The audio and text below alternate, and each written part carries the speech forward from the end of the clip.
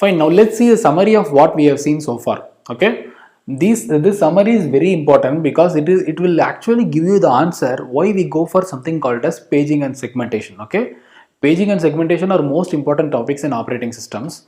Before seeing that, let's see what we have seen so far. See, initially we started off with partitioning.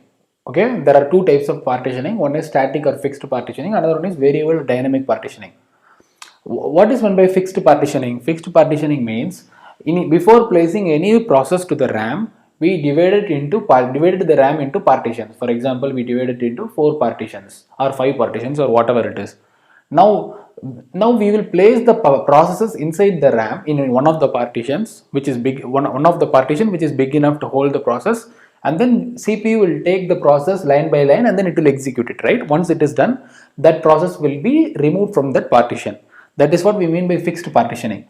Now fixed partitioning can be further classified into two categories. Okay, this is not very important, but still I am adding it.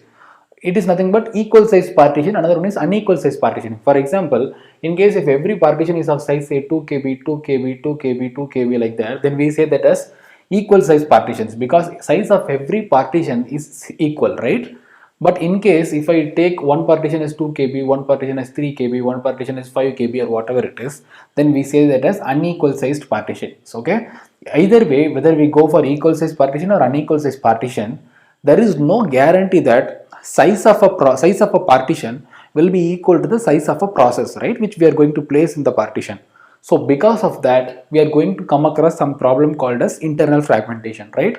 Internal fragmentation problem. For example, in case if this size of this partition is 2 kb and let us assume we are using first fit or best fit or whatever it is, and because of that algorithm, in case if we place a process in this partition whose size is less than the size of this partition, for example, the size of the process is say 1 kb, in that case this 1 kb of space will be actually unoccupied. Okay, it is not utilized properly until this process is removed from this partition. Okay, this problem is called as internal fragmentation problem because we are not utilizing the memory efficiently. Okay, so this is what we mean by internal fragmentation problem. Now just to avoid this disadvantage, we move to something called as variable or dynamic partitioning.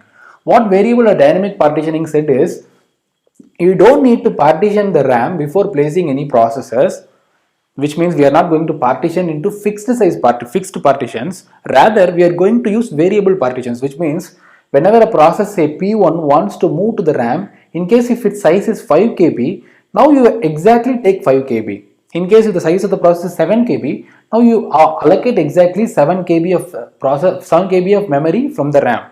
And so this will definitely not lead to internal fragmentation. Why? Because the partitions which are created here are exactly the same as the size of the process, right? In case if the size of the process is 10 kb, then the size of the partition created here will also be 10 kb, and so there will not be internal fragmentation problem. But this variable partitioning introduces a new disadvantage, and that is nothing but external fragmentation. Why? Because of the swapping in and swapping out of a process. What is meant by swapping in? Moving a process inside the RAM. What is meant by swapping out? Moving the process outside the RAM. Because of swapping in and swapping out of processes, what might happen is holes might get introduced, right? For example, here P1 is placed, here P2 is placed, here P3 is placed. Now let us assume this is 2 kb, this is 3 kb. Now in case if a process say 5 kb comes into the RAM, we will not be able to allocate the process because though we have the space of 5 kb, they are not actually present in contiguous memory addresses, right? This is what we mean by external fragmentation. So variable partitioning introduces its own disadvantage. Okay, it will not have internal fragmentation, but it introduces its own disadvantage, which is nothing but external fragmentation problem.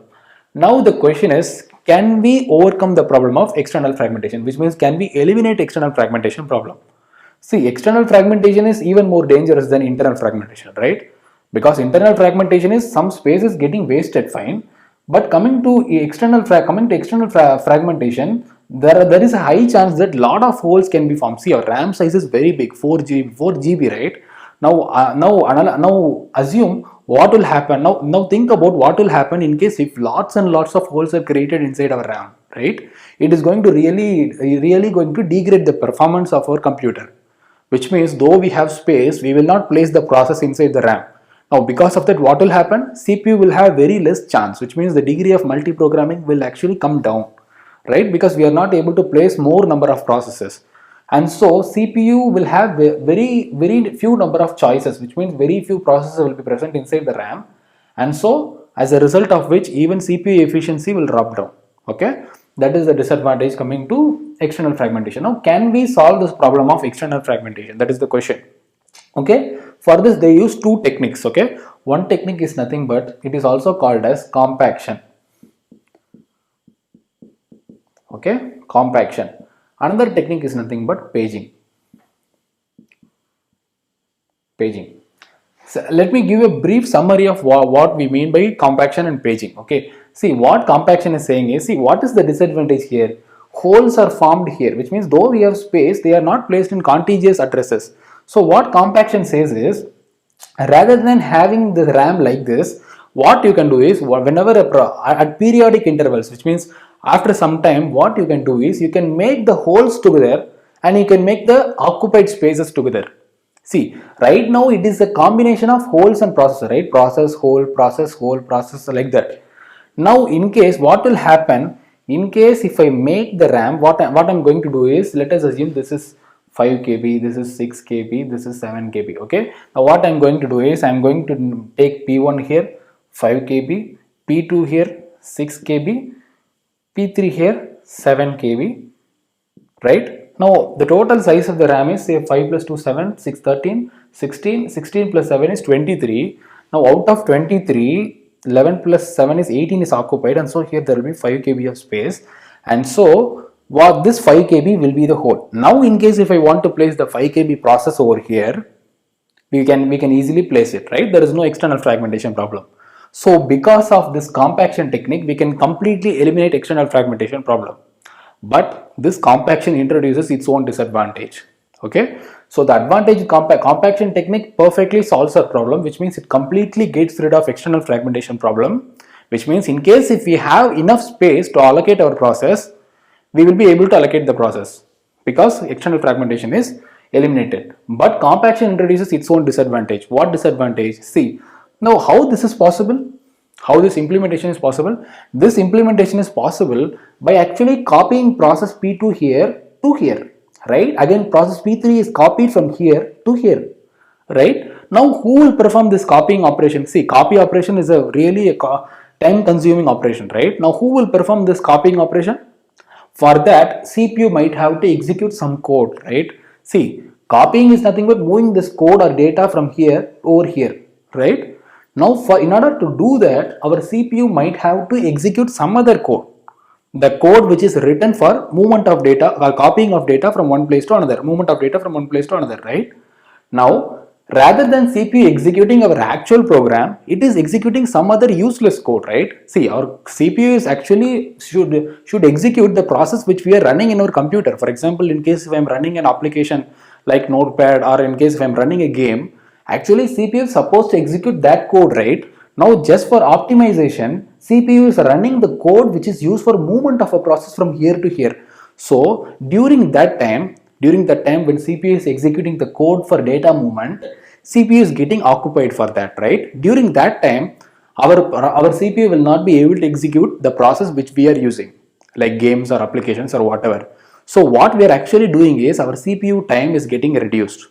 Okay, our CPU time is not utilized efficiently because of compaction, because we are executing some other code which is useless, right? It is unnecessary. We don't want any code to copy the data from one place to another. We want to run an application or game or whatever it is, right?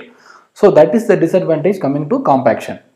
Now, in order to avoid the disadvantage with compaction and still get rid of external fragmentation completely, we go for something called as paging.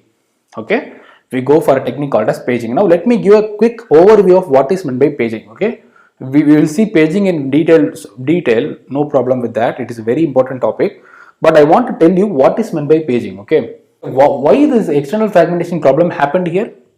Because we are adamant that we need to place the process in contiguous addresses, right? Which means I cannot place 2 KB over here and 3 KB over here. I cannot place 2 KB over here and 3 KB over here because they are not stored in contiguous allocation, contiguous addresses, right? But In case if I go for non-contiguous allocation, there is no external fragmentation, right? Which means in case if I place the 2 kb process over here and 3 kb process over here, there is no external fragmentation problem, definitely. Now can I do that? That is what we mean by paging. Okay, we are going to allocate, we are going to use non-contiguous allocation. See, all these things we have seen so far are contiguous allocation, right? But the paging is the only technique which we are going to see, only technique or the first technique we are going to see for non-contiguous allocation. What paging will say is you simply place the 2 kb over here and 3 kb over here.